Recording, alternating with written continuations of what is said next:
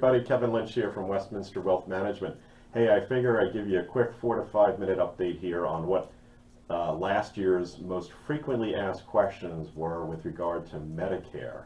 And there are some gotchas here, so just please pay attention. Okay, so number one, COBRA. So I've had situations where people have come into my office after a Medicare presentation, says, yeah, I'm on COBRA, and they're 67 years old. So listen, you can't go on COBRA if you're over 65, because what happens is that COBRA looks for Medicare to pay first. So if you make a claim and you're 66 years old on COBRA and haven't signed up for Medicare, guess what? You basically have no insurance. So if you're under 65, no problem. COBRA is great. If you're over 65 or over, you have to get on Medicare. You can't be on COBRA. Okay, that's number one. Number two, some people think that, once they get to Medicare age, they can just sign up for any supplemental plan to cover the 20% that Part B doesn't pay. That's a true statement. You can get on any plan, but here's the thing. When you're first eligible for Medicare, you're on this guaranteed issue status, which means that you can sign up for any plan that the supplemental policy provides, and they won't underwrite you. There's no medical underwriting. If you elect to go with a less expensive plan and then just say at age 69 your health doesn't cooperate and you want to then upgrade to a more expensive plan that has more coverage, you will be underwritten and you may not get the coverage. So just be aware of that. I know that's not explained well in the Medicare guidelines, but please make sure you understand that. It does make a difference which plan you pick when you start.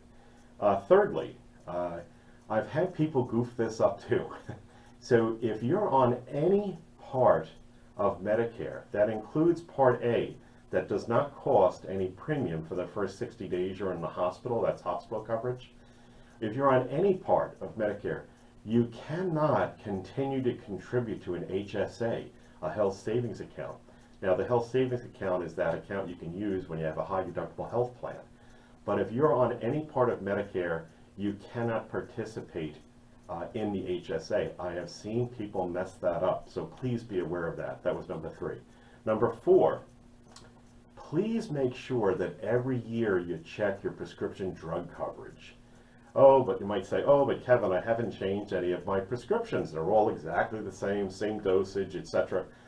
You know what? That doesn't matter, because what they may do is they may change the formulary of how they compensate for that particular medication.